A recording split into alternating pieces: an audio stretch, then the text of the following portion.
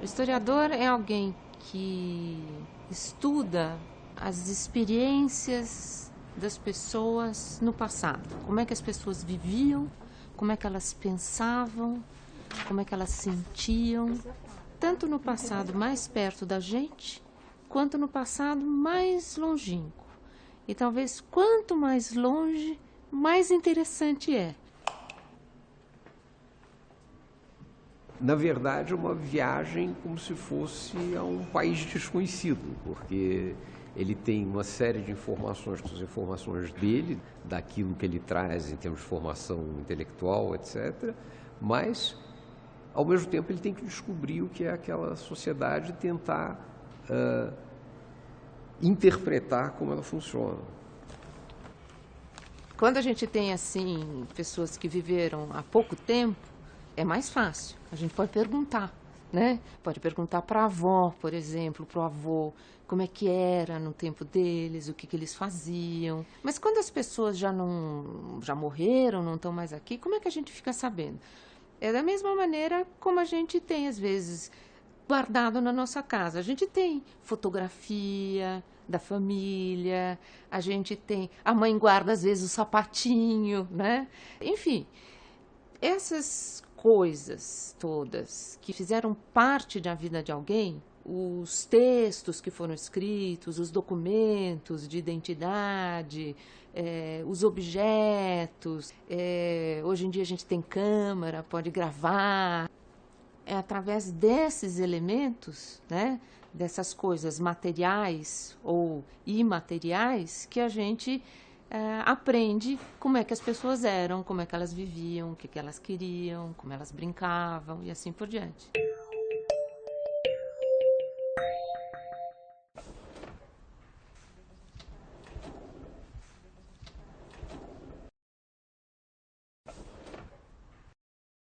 São jornais, revistas, são muitos periódicos do Rio de Janeiro.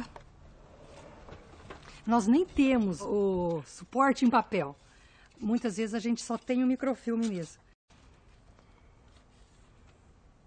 Nós temos aqui revistas e jornais do início do século que, quando foram feitos, visavam o quê? O entretenimento da pessoa naquele momento, mas que alguém guardou e ele se tornou fonte histórica para estudar aquela época. Podem ser fontes escritas, memórias, podem ser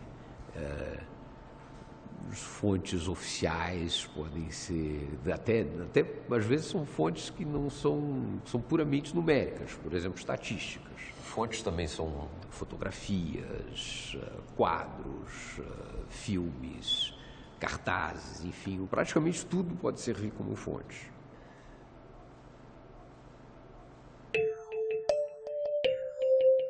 Antigamente, todo mundo fazia história só dos grandes homens, dos generais, dos governantes.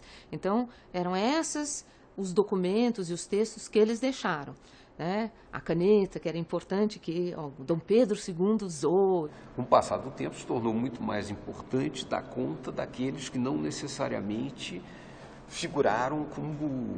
que figuram em todos os livros de história, mas exatamente dos anônimos, aqueles que ficaram de fora desses livros.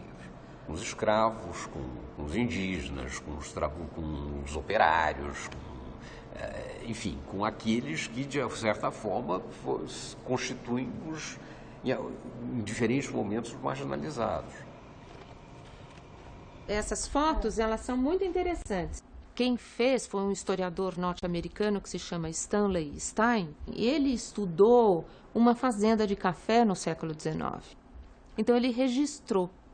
Lendo o livro que ele escreveu sobre as fazendas de café, ele disse que tinha feito umas gravações de cantos dos escravos. E é super interessante. Ela está aqui bem embaladinha, tem que tomar muito cuidado, porque ela é pesada. Talvez não pareça, mas ela é pesada. E ela está guardada como ela foi encontrada, né? E a bobina é inimaginável que isso aqui, tá vendo?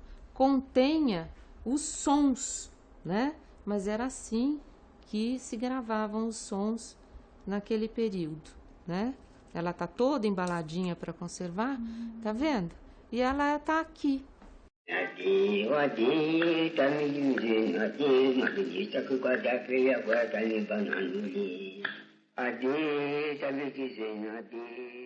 É um documento histórico, né? De um modo de ver o mundo que os escravos tinham e que permaneceu nos seus netos e bisnetos e que ainda hoje é cultivado. Isso que é mais legal no caso do jongo, é que ele não morreu. E exatamente para que ele não morra e não desapareça, ele foi tombado como uma prática, um patrimônio, né? Uma prática imaterial que precisa ser preservada. Isso que não tem uma existência direta, que não é papel, que é o texto que está no papel e tudo isso, foi se chamando imaterial, né? Quer dizer, aquilo que não tem materialidade. Mas o imaterial hoje ele é uma ideia, e a gente diz a palavra técnica, é conceito, né? Que é mais amplo. Vem também dos costumes, dos hábitos, das vivências, das crenças, né? Então, hoje em dia há um movimento muito grande para que a gente preserve esses hábitos, essas formas de viver, de sentir, de acreditar, que não estão documentadas de forma nenhuma, que não estão registradas de forma nenhuma. Não estão no papel, não tem foto, não tem gravação,